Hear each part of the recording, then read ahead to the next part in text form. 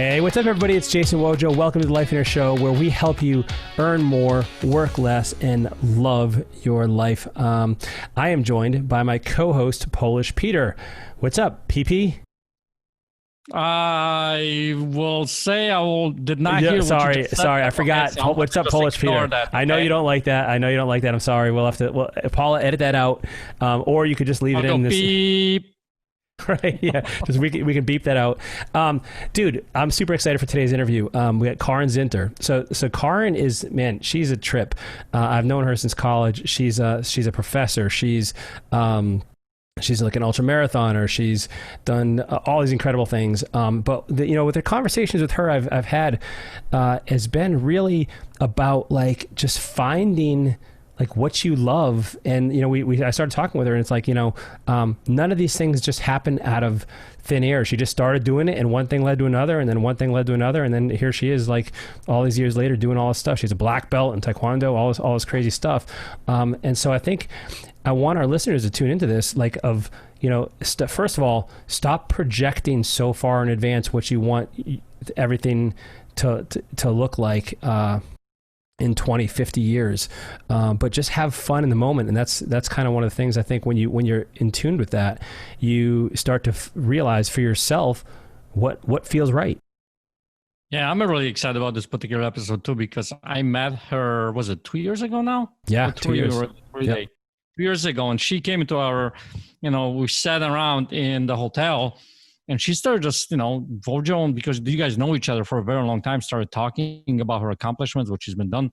And my jaw was on the floor almost the whole entire time. I was just like, wow, what is this woman capable of doing? So the reason why I'm excited about this episode, because I'm hoping that we're going to dive into the fact that's like, what makes you successful for the long haul, right?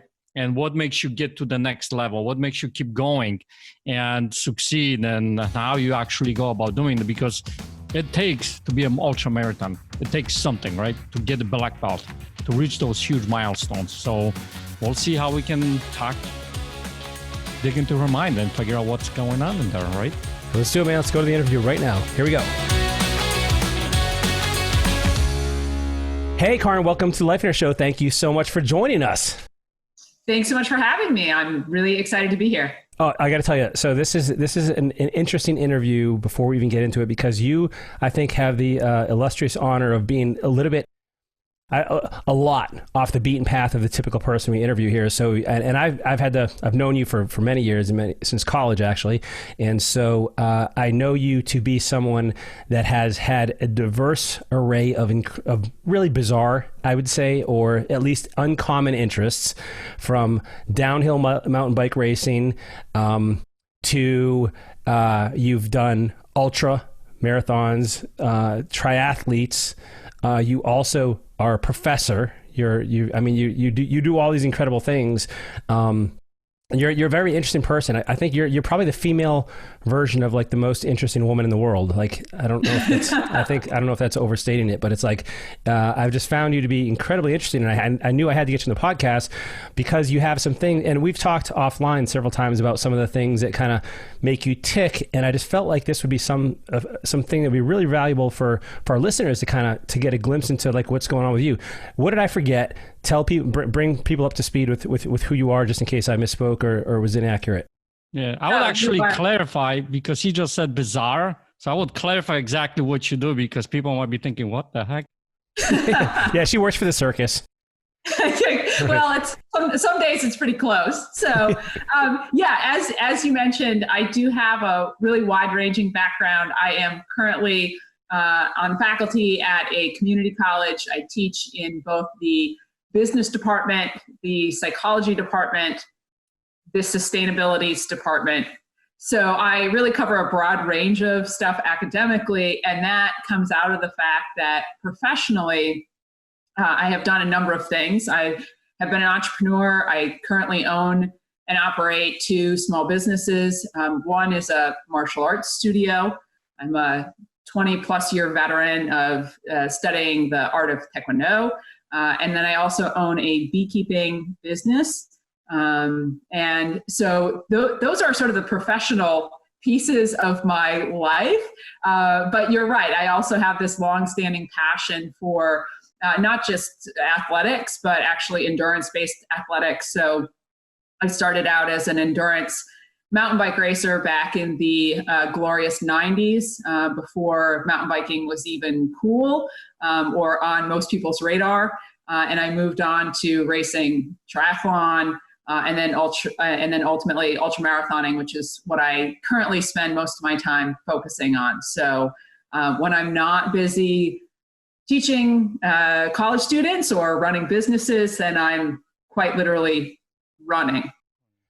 We gotta be careful what we say, dude, because I mean, she's got so many weapons at her disposal here. Oh, dude, she's gonna karate kick us and release the bees on us. Yeah. Yeah. So I totally forgot about the bee. I mean, I don't know how I forgot about to mention the beekeeping in the taekwondo. I mean, gosh, yeah, that's how we actually met, was taekwondo.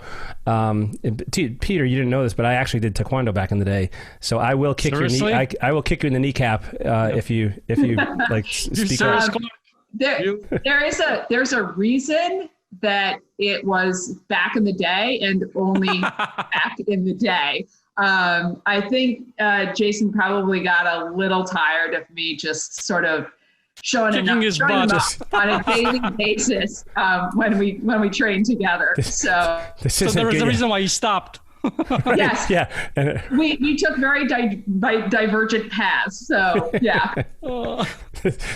There's a little truth in that.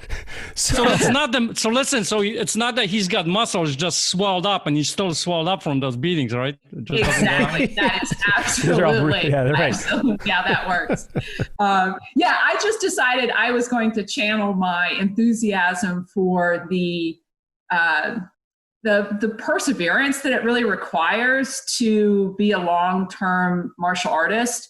There's a reason for anybody who's ever dabbled in the martial arts. There's a reason that out of 100 students who begin training in any martial art, you might get one of those 100 students that actually stays long enough to achieve a first degree black belt or the equivalent, depending on the art that you're studying. And that's a pretty small percentage of students that come in the door.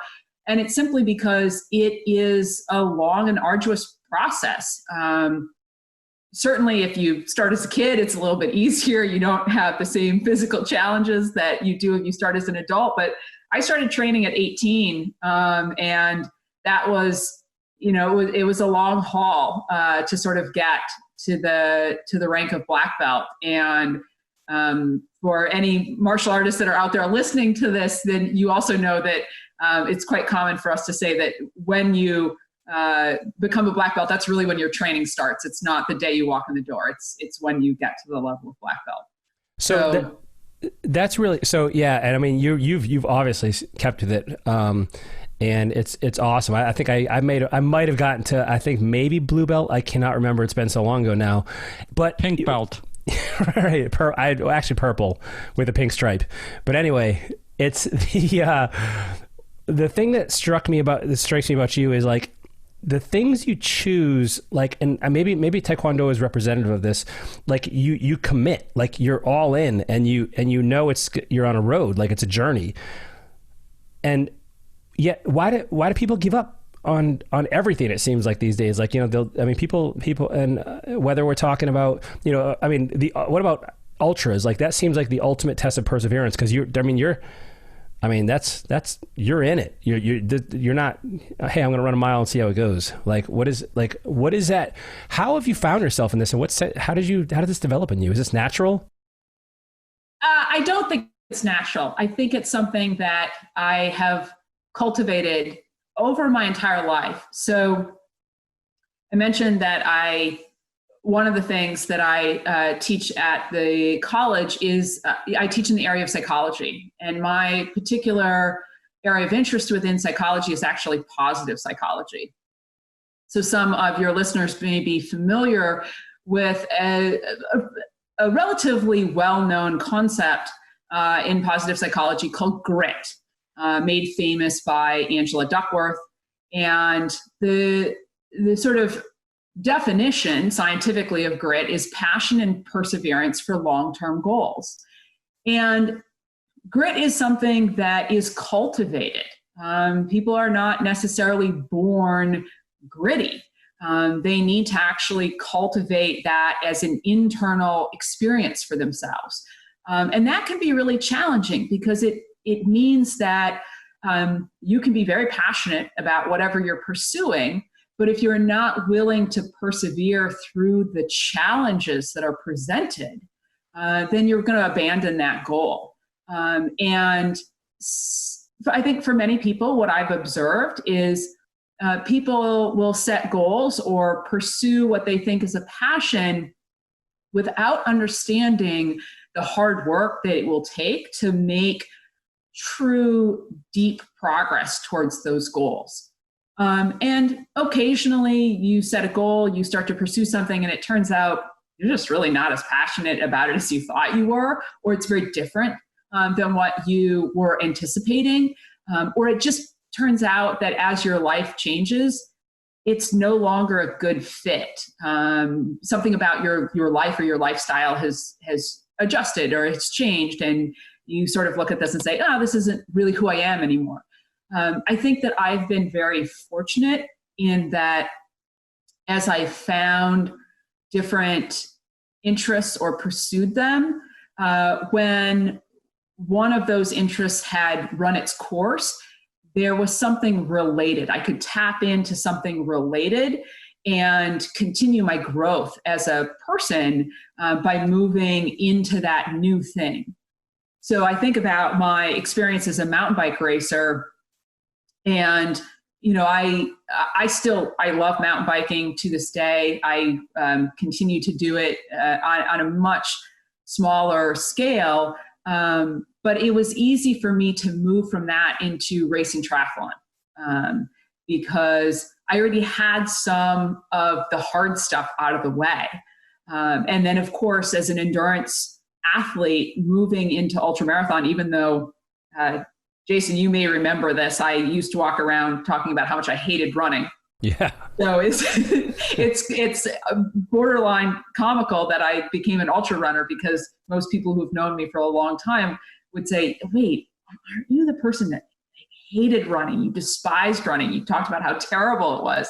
And yet once I realized that I just needed to tap into that perseverance and needed to go out and do it every day, that was really what made me say, oh, right, yeah, this is something that I love to do. I've been racing ultramarathon now for 16 years, which when I started, I thought I was going to be a one and done kind of person, but it just keeps pulling me back in.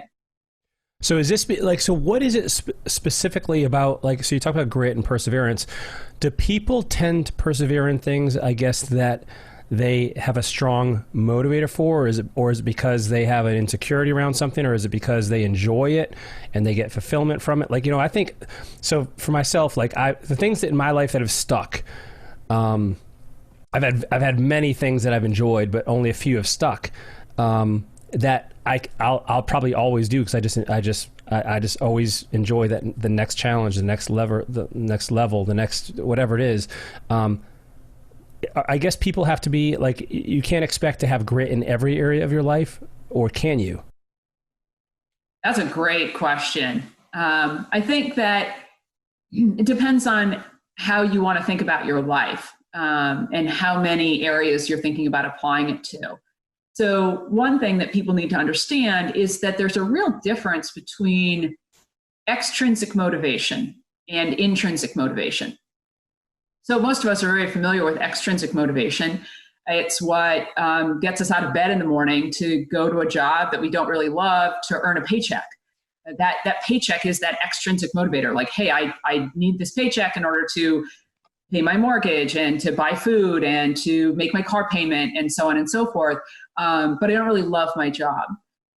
For people who talk about, I love my job doesn't feel like a job, I would do this without pay, that's intrinsic motivation. And for many people, intrinsic motivation is limited, simply because there can be only so many things that you can apply that self-motivation too, because of just the nature of time. We all have the same 24 hours in a day, and there's some things that you simply have to do in order to survive as a human being, like, sleep and eat and stuff like that. So for most of us, we can only really tap our intrinsic motivation for a certain number of things. But like you said, well, there's few things in my life that I feel like I will always do. Those are likely the things that are just core to who you are as a human being. And those things are different for all of us. For some of us, it's being a musician. For some of us, it's being an athlete. For some of us, it's being a caregiver. For some of us, it is being an artist. So I think it's really important that people have at minimum one thing. That's really the key, is to have at least one thing in your life where you're tapping into that intrinsic motivation, because that is what gives people's lives purpose. And purpose is really the thing that we get out of bed for in the morning. It's the reason that we exist. It's why we're here on the planet, is to pursue something that gives us personal meaning and fulfillment. And that looks very, very different for different people. So I got a question for you, because you just mentioned about knowing who you are, right? And then we talked about intrinsic motivation. So when it comes to you running ultra marathons or mountain biking, how much of that intrinsic motivation is important to you? How much is it part of who you really are? Well, I think that it started out as an intrinsic motivation to achieve a goal that I wasn't sure that I could get to. And there can be something very powerful and motivating for people to set an appropriately challenging stretch goal, a goal where they look at it and go, wow, like, I think I can, but I'm not 100% convinced I can. Things that you're absolutely convinced, hands down, like, of course I can do this. That doesn't hold a lot of motivation for a lot of people, because you get bored really easily. You sort of like, okay, well, yeah, I can just like do this. And then it's not that exciting. But to have something that you have this sense like, I think I can do it. It's interesting. I'm curious about how I can challenge myself. That is, I think, the first piece of the puzzle. But you have to also have a willingness to fail. You can't pursue that stretch goal and think that it's going to be this smooth climb up the mountain. No pun intended. It's going to be a lot of up and down. So you have to really be willing to fail and have setbacks, and to look at that as a lesson in your life and think about, how do I learn from this? How do I then move forward from this? Then I think oftentimes if you have really pursued something that has a natural extension to the goal. So in my case, I started running ultramarathons. The first ultramarathon I ran was a 50-kilometer race. So for those of you who don't want to do that, metrically challenged, the math challenged among us, that's 31 miles. That's it. And so this was actually a 31-mile trail race through the woods and mountains of Vermont. And for the non-New Englanders in the listening audience, let's just say that running mountains in Vermont, well, they're small mountains compared to the mountains out west, but all of the trails are covered in rocks and tree roots and really, really tricky footing. So it's a big challenge. And I remember finishing the race. Took me 7+ hours to complete this race. And there was something about when I got to the end of it and did it, it was like I checked that box, and that was awesome. But there was a really obvious next step, and that was to run a 50-mile race. And so I think that's kind of a key factor, is that once I hit the initial stretch goal, and to give you a sense of how much of a stretch goal this was, the longest distance I had run prior to this race was 13 miles. Wow. So I literally went from, I know I can run 13 miles to, let me go see if I can run, 2 times that plus another 5. So it was a pretty big jump. And when I was done, it was not more than 5 seconds of celebration before I said, okay, the next thing I'm going to do is run a 50-mile race. And so I think that if you have already started to think about, like, what would be the next stretch goal after this, whether it's something related or something completely unrelated, knowing that you want to do something next. And that was really the moment that I said, I'm a runner. And I started to really identify with that, or at least consciously. Probably sometime before that, unconsciously, I had started to think about myself as a runner. And I think for many people, they get hung up in, well, what does it mean to be a runner? And that's a very personal description. To me, a runner is somebody who runs. This doesn't matter how fast or how far. If you've got to run, you're a runner. It doesn't matter how often. You can run once a week, once a month, once a year. Like, you're a runner. And so I think that you have to really also embrace the identity and own it, and not be afraid to really say, like, this is who I am. And in my case, then, it's gotten a little off the rails because, I run every day and I run, now I think, like, wow, that time when the farthest I had run was 13 miles. It's like, now I run, 13 miles a day. Wouldn't be unusual. So that's been a long evolution. So I want to talk about identity in a moment, but I want to go back for a moment of something you said about the stretch goal and then the natural kind of evolution of that to something else. And as you're talking, I was reflecting on my own life and the things that have stuck. Like, so for instance, bodybuilding for me, I can always get stronger or do one more rep or achieve one more level of achievement.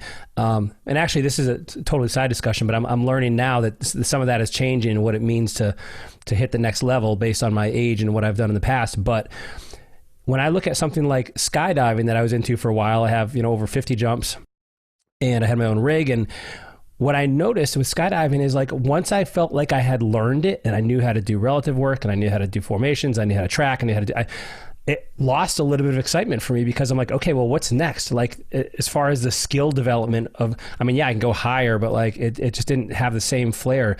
And going back, it's been the things in my life that have allowed me to, like, level up constantly. And guitar, like, love playing guitar. There's always a new challenge. There's always something else to learn. And so it keeps me motivated. It keeps me engaged. And those are the things that I felt like I continually can shoot for that next level that have kept me interested.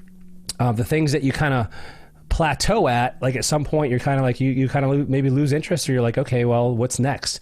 And so I also really like what you said about identity, because would you say that, I guess identity is interesting because not only does it reflects how you think of yourself, but also if you identify as something and others see you as that way, now you have both internal and external motivation, intrinsic and extrinsic motivation. And so that seems pretty powerful that now you've really capitalized on both of these, which also can be a challenge too. Like, cause I remember, when I was bodybuilding and I was competing, I was at like 250 pounds and people were looking at me like I am a bodybuilder. And then I realized I didn't want to do that anymore at that level. I had a real identity challenge, like with who am I? People, who is it? I'd done this for so long. I really struggled with that identity question. And you chose this? Yeah. And look at me now, right? I'm doing a podcast with you. So go ahead. Yeah, I think one thing that people can do is sort of examine what part within that identity is really important to them. So, for example, as a beekeeper, it's something where it's challenging to learn as a skill. It can take many years to feel like you really have a good, solid handle on what you're doing. Most people pursue beekeeping as a hobby. It's not as a profession.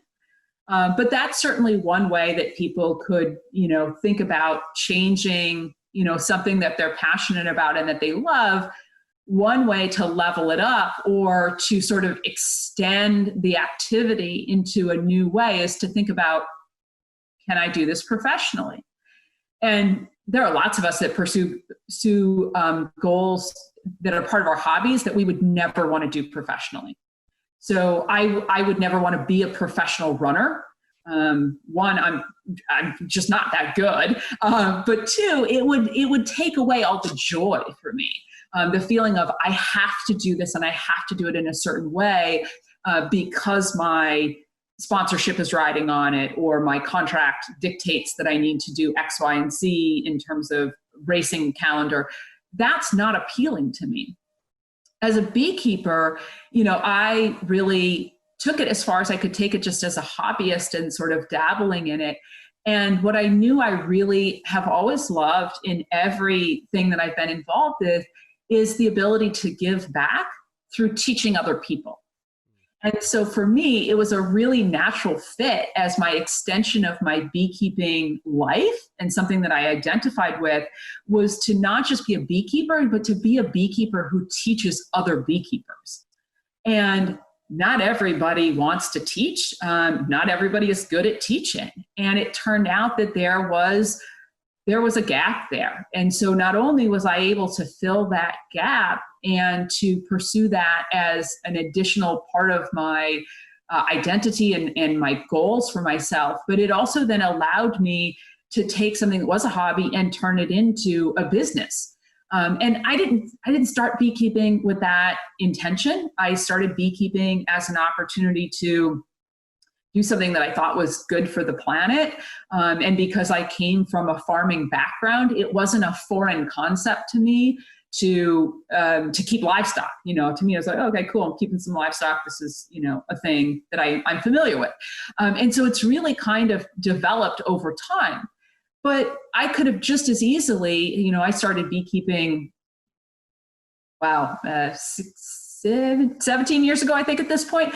I very easily could have just stayed with what I started with, which was to keep one beehive in my backyard and to just kind of do a little beekeeping, a couple hours a week, and that's it, and just to have it as like a very low-key hobby. But I tend to, when I devote time to something, I tend to get very curious. I start to ask a lot of questions like, well, what else is there I can know about this? And for me, that's super important because I am not the type of person where if I'm going to devote time to something, if it doesn't really spark curiosity within me, then I feel like I should probably move on to something that does. And that's just, again, part of who I am, sort of knowing myself as a personality, from a personality perspective. I just like to ask why, about everything. So when I pursue something, there's got to be something I can really learn about it over the long term. Now, I also then went the academic route with it. So I also have gone through the very long process of becoming certified as a master beekeeper, which is, again, something within the beekeeping world, tiny percentage of people pursue, because most people think, why would I want to take multiple days of examinations about honeybees, on back-to-back days for the privilege of being a master beekeeper? Most people aren't that excited about school, so they don't necessarily want to go down that path. But that is a part of my curiosity. So that curiosity, one thing you said before is and we talked about the evolution of a challenge and as you grow. And what I heard is sometimes that evolution, sometimes it plays out in terms of leveling up, but also sometimes it happens in terms of sharing and teaching others. So that's kind of an evolution as in and of itself as well. So one thing, if I'm a listener right now, I'm wondering, okay, this stuff is all great. I see the value in perseverance, in commitment, and like finding something that you can continually evolve in. But how the heck do I know what that is? Like I feel, and by the way, what I'd also at some point like to transition this over into interests related to like business, because I'm seeing so many overlaps here between business and perseverance and lessons, and between athletics and those things, as well as, entrepreneurship. But how does somebody, like, I don't even know if, I don't know how I found these things. Like I just tried them, you know, like, have you seen any shortcuts either through your psychology background or through like anecdotal evidence of like what's any kind of tips you can give anybody? Sure. I think there are a couple of different things that people can do. And one of the things that you have to remember is that all of this is highly personal. So what works for one person won't necessarily work for another person. You know, you mentioned that you found a lot of this stuff just, again, out of your own curiosity. You kind of stumbled around and pursued things that you thought looked interesting. And then in some ways it feels like, oh, wow, I guess I got lucky. But I think a lot of times it's not so much luck. It's that also if you examined, and I know this is true for myself, if I look back, there were a lot of things that I sort of looked at and maybe started, but very quickly abandoned. So things that really didn't capture my attention, I maybe only lasted a week or a month or 6 months at before I was like, nope, next thing. So I think one thing is getting comfortable with the idea that you are probably not just going to luck into the right thing all the time. There are going to be things that you try that don't resonate with you. So I can think about a variety of things. So you and I actually share a skydiving background.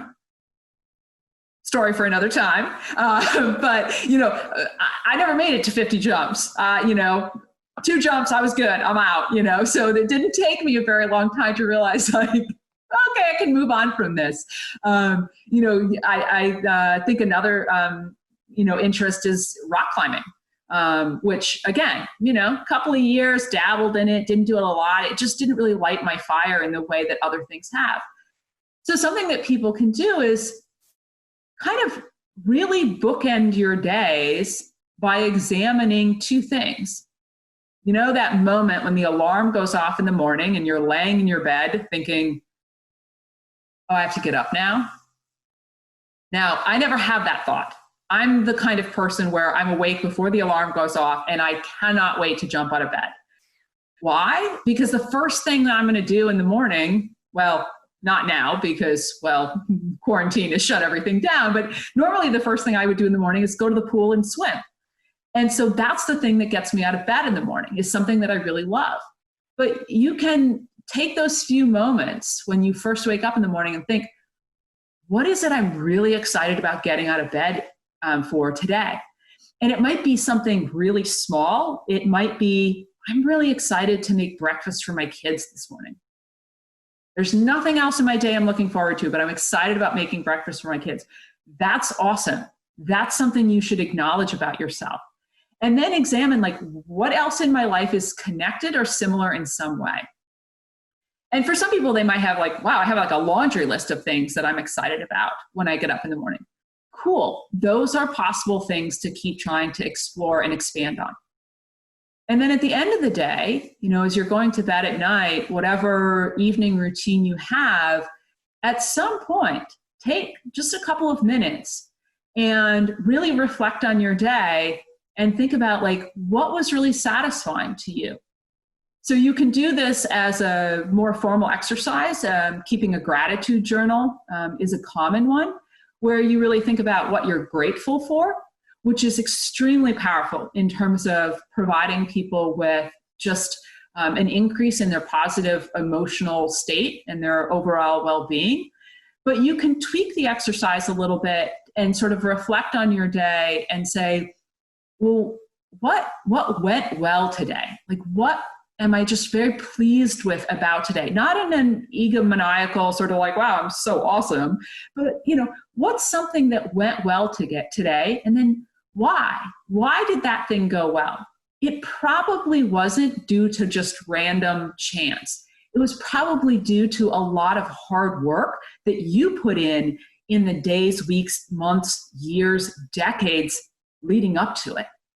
So, you know, I think about something when I go out and I have a really fantastic run. I don't look at that and say, oh yeah, wow, I had a fantastic run because today was an awesome day. No, I had a fantastic run because I've been doing this for decades. And I had and as a result, I had all of the tools that I needed for today to be a fantastic run day. But it's the same way when I teach, when I think about giving a lecture and after the fact, I'm like, wow, like I was on fire. Like I really opened students' minds today. When I really think about like, why did it go well? Why was that such a good and powerful lecture? It's because there was a lot of work leading up to it. And it's work that I did that sure, absolutely other people influenced it and had a part, but it's really, this is where I had put the work in over the long term. But doing things like those small exercises, I think can really help people to identify the stuff that is of core importance to them, the stuff that's connected to their purpose and their meaning in life, and the things that call up that intrinsic motivation, and that then might also have some extrinsic motivating factors that are contributing as well. So, I mean, obviously, if I give a great lecture, but it doesn't resonate with my students, I might still feel really good about the lecture, but it's much more powerful if my students are also saying, yeah, like you really changed the way I think about this today. So I think there's something to be said for really examining what is also the impact on other people around you. Got it. That's a really powerful couple of exercises you mentioned there. And I'm also wondering now, and so it seems to me that for most people, finding those activities, those hobbies, those parts of their days that they really enjoy, seems a little bit simpler than someone who is trying to find, like, hey, say they're in a 9-to-5 job and they're like, hey, I want to do something. I want to find some way out of my job, but I don't know what to do. I don't. For one, because they probably, I guess it feels like most people don't have that. Either they haven't tried something else, or they get stuck of knowing what to try. And there's so many. I mean, I just hear people so often say, like, I don't know what to do, like I don't know how to get out of my job, or and so. Would you say, what do people do in that situation? Because, like, clearly someone can just go out for a run and see if they like it, or can people do the same thing with business and entrepreneurship, or is there a different exercise? Okay, so just try it. Yeah. I mean, think about it. If there's something that's interesting to you, find somebody who knows a lot about it. So I think about I have a good friend who just started a woodworking business. And this is not his day job. It's not his 9-to-5. He has a regular 9-to-5 job, but he loves woodworking. Had done a little bit, as a kid and as an adolescent. So had, some basic skills, but nothing elaborate. And, found a buddy who happened to have all of the real tools, like a real woodworking shop in his garage. And basically just said, like, hey, can I just come hang out and play around and sort of, learn a little bit and kind of figure out, kind of dabble and find out, do I really like this thing? Is it what I remember it to be? Or is it not something that I want to pursue? And so he didn't want to invest money in buying tools if it wasn't going to be a good fit. And so, his buddy was kind enough to let him, come over and dabble a little bit. And, as he realized, wow, I really like doing this. And he really looked at it as well, this is just a hobby that I want to pursue. And it's worthwhile to me to buy a couple of the most basic tools that I need. And I'm just going to start making some woodworking projects as gifts for friends and family. And then, gotta love social media. He would post pictures of stuff. And suddenly he was getting special requests. And he really documented his journey of saying, well, then somebody asked me to make this thing and I didn't have the tool, but I knew that they were willing to pay me X to make this thing. And so I went and bought the tool, sort of put the outlay of the cash into having it. And then I made this thing, they paid me for it, and I paid for the tool. And now I can make more of those things. And so he ended up with this side hustle, not because he necessarily was looking for a side hustle, but just because he pursued something that was interesting to him. And I think that, again, you have to enter into these things with the attitude of, I'm probably not going to stumble into the right thing right out of the gate. Now, I've never thought to ask him this question of how many things did you try before you tried this and realized that this was the thing you wanted to dedicate your time to. And so I think that that's the big challenge, is that for a lot of us, especially those of us that are entrepreneurs, seemingly successful entrepreneurs or serial entrepreneurs, we've done a lot of different things. It can look to the uninitiated like we just stumbled into the right thing right out of the gate and we've never made a mistake or never had to like walk away from a project. That's almost never true. But you do need to probe people like, well, what did you do and fail at before you found this thing? And if you can get people to talk about it, usually the list is pretty long. But for a lot of us who are successful entrepreneurs, we may not even remember, because our success isn't something that came about overnight. You know, if I think back to things I failed at before I, owned a martial arts studio, well, gosh, like I started practicing martial arts nearly 3 decades ago at this point. That's a long time to invest in something before it then became something that I did as a business. So I think that it would take me a little effort to think about like, what are the things that I tried and I abandoned? Well, if we're thinking just sport related, well, let's see, there was volleyball, there was badminton, there was water polo, there was swimming, there was rock climbing, skydiving. There was a bunch of other stuff. And remember, I've also pursued other things that I did sort of simultaneously, like race mountain bikes and triathlon and ultra marathons.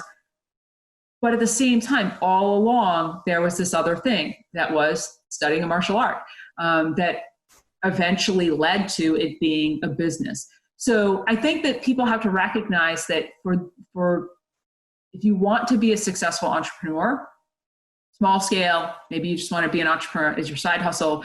You want to be, an entrepreneur as like your typical 9 to 5, like this is what you do with your life. You have to be willing to make failures.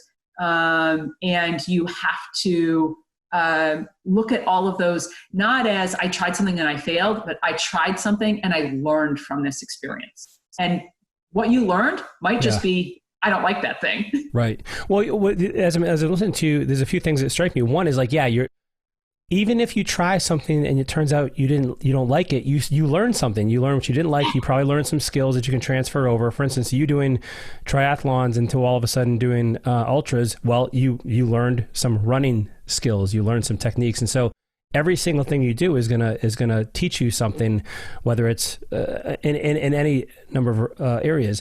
But also, like the one thing for me, I feel like the things that I've tried. Certain things pull me in that direction. I always find myself just circling back to them. And so I'd encourage our listeners just like, what keeps pulling on you? What keeps tugging on you so that even if you have a crappy day, it's still better than, your best day doing some other thing you don't like. And like, so, and I know some people struggle with like, well, what do I do with, if I really love this thing, but the income potential is capped, and I'll be like, well, hold on a second here. Like, let's not get ahead of ourselves here. Like, if this is something you really enjoy, I've seen people make astronomical amounts of money at something that they thought they would never be able to do because, it's just impossible, or you can't do that, or, how am I going to make money off of this or that? And so I would encourage people to put that aside for a little bit. Certainly I know, it's a different discussion to have, but what I'm hearing from you is like, you just got to try it and just be honest with yourself. You got to pull back the layers to see like, is this something that you really enjoy and that you could see yourself, and I'm not even saying you could see yourself. I don't know how you feel about this, but I never sat and said, hey, can I see myself lifting in 20 years or playing guitar in 20 years or whatever. I just love doing it. And I just love doing it. And I just lose myself when I do it. So those are the kinds of things that I've felt. And I think those people that when you find that thing that you love, you're going to be successful at it because you're going to put in the work because it doesn't feel like work. You're going to stick with it because you enjoy doing it. Over time, you're developing an incredible amount of skill sets that will inevitably result in you mastering this, and you're going to be more successful than somebody else who doesn't love it. And so if we're just talking about business, when you love what you do and it doesn't feel like work, you're going to do it more, you're going to do it better. I've talked about this several times. When I was in grad school, I was never the guy to go home and dream about experiments and hypotheses and theories, and just think about reactions all day and all night. But the person who did, they were going to kick my butt all over the place, because they loved it. And so this is where you got to find what you love. You got to find that thing for you. Yeah, Peter. Yeah, a quick question for you, Carin. So, because you mentioned failures. How do you look at failures? Wow, that's such a great question, because there have definitely been some failures that I've experienced that have really derailed me from pursuit of my goals. And I think that this is something that most people are challenged with. I think it's an interesting thing that we experience when we're little kids. Failing at something doesn't bother us so much. Both of you have children, so you can watch this in your own kids. It's right. Kids make mistakes, they have failures, they just kind of dust themselves off and try again. Somewhere during our teenage years, we start to really get self-conscious about making mistakes and failing. And I think that for some of us, we carry that into adulthood, and we end up being really concerned that if we're failing at something, that it just means that we'll never be successful at anything. So we kind of play it safe. We play small. And I think in reality, people have to recognize that if you're not willing to take that risk, then you will really be confined to that small life where you feel safe and that you feel like you can always be successful. And so one thing that might be helpful is to just practice failing at stuff. Try stuff that you actually know you're not good at, maybe something you've never tried before, and realize, that you have to approach it with a beginner's mind and that you shouldn't be good at it right out of the gate.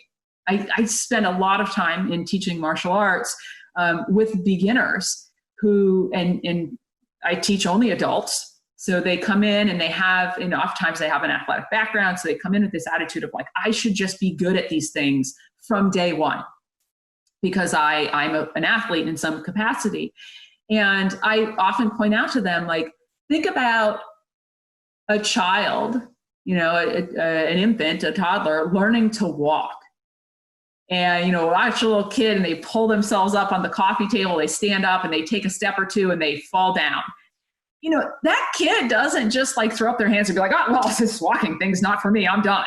Okay. Instead, they go back to the coffee table, pull themselves up, try again. And they do it relentlessly day after day after day after day until they master the skill of walking, and they don't let it get in their way. They don't look around and be like, oh my gosh, are my parents, my siblings judging me because I just fell down after taking 3 steps? They don't think that way. And I think as adults, we have to practice getting back to that attitude of course I'm not going to be good at this. I'm brand new to it. I'm like an infant, learning to do this for the first time. And you almost have to look at that with almost like a sense of glee. That's awesome. I failed. That means I'm learning something. And that can be really tough, and I think one of the best things you can do for yourself is identify people in your life who can serve as your cheerleaders, as your posse, where when you say to them, I tried this thing and I failed, hands down, their response is going to be yeah, but you tried. That's awesome. Keep going. And once you cultivate a small group of people, it doesn't need to be a big group of people. It doesn't need to be everybody. It doesn't even need to be the people you're closest to. But if you have 1 or 2 people that you can call up or you can text and you can say I tried this thing and I totally crashed and burned and I'm really bummed right now, that their response is going to be to lift you up. And we need those people in our lives. And I think, for the entrepreneurs in the audience or the wannabe entrepreneurs in the audience, like, yeah, perhaps more than anybody, you need people who are going to back your play and say like, no, keep going. Like you will figure this out. Like you will get there. And, again, I think it's just a matter of really recognizing that you've got to dedicate time and energy to it.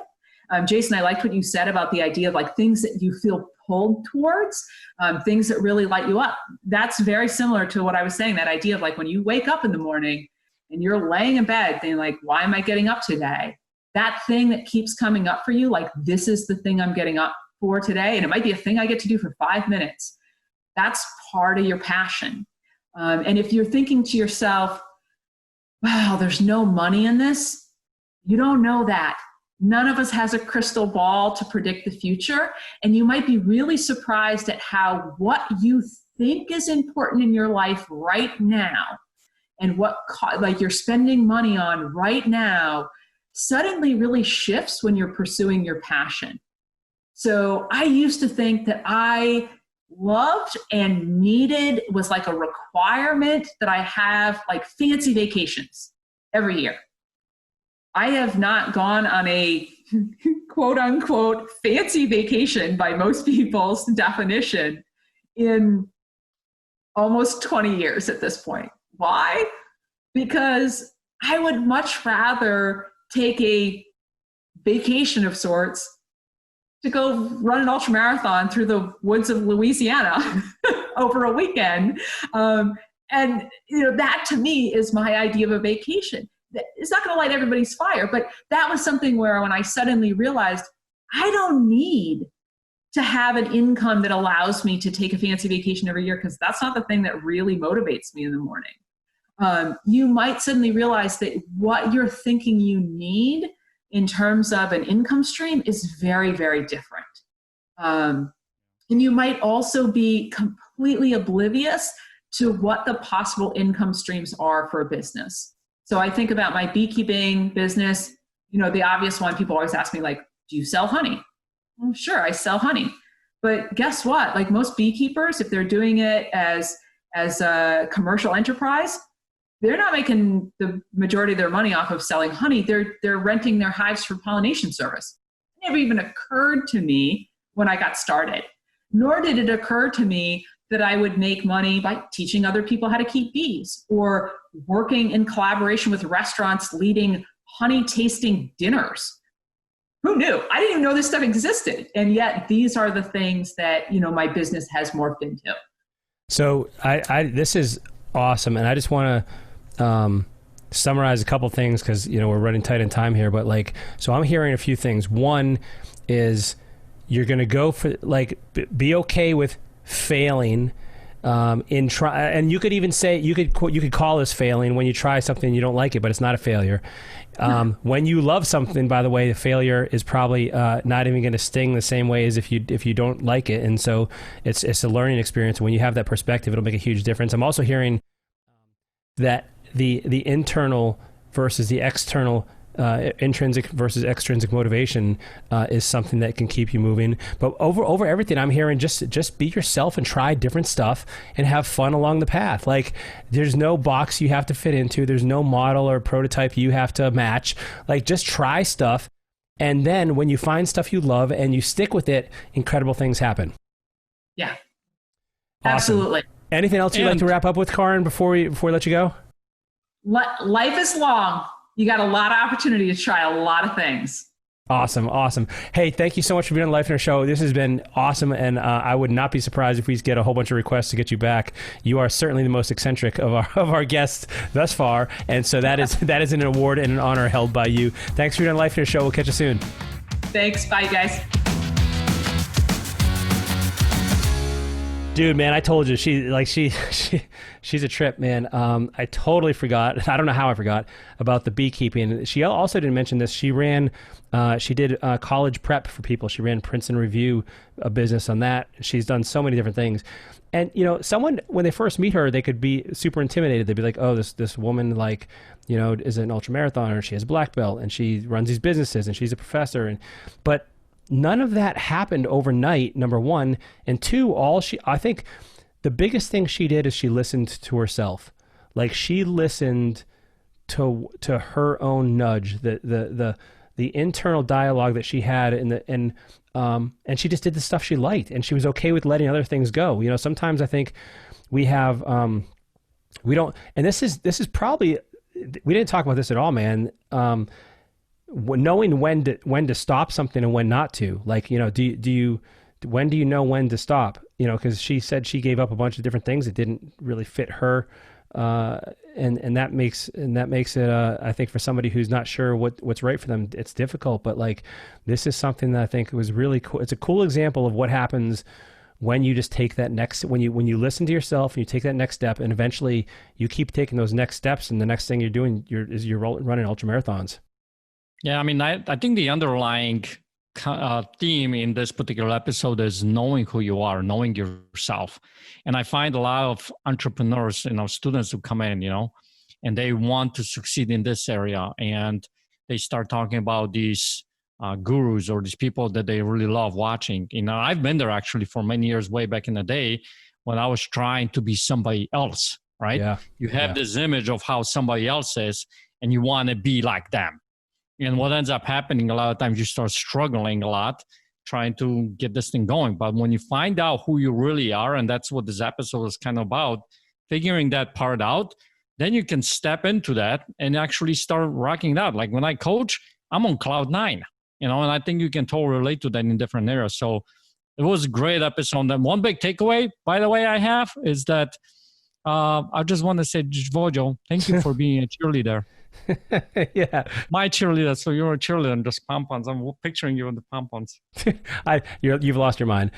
One big takeaway I had, man, was like, well, of course, knowing yourself, right?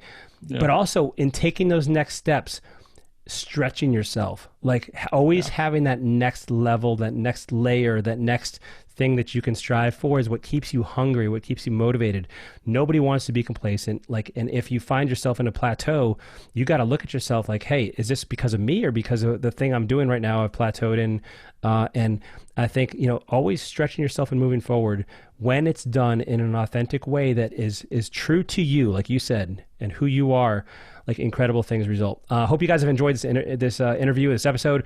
We would love for you to subscribe and leave us a review. This helps us, and the reason is because it helps us reach other people, because we'll get featured more in the podcasts, and it'll allow other people to benefit from these as well. And so I want to thank you for that. Also, you want to be part of the conversation, go on over to the Life in Air, download the Life in Air app, and myself, as well as Peter, Steve Cook, the founder of Life in Air, and a bunch of other awesome, high-quality, A-grade people are over there too. Thanks for tuning in. We value your time, and thank you for tuning in to the Life in Air podcast. We will catch you next time.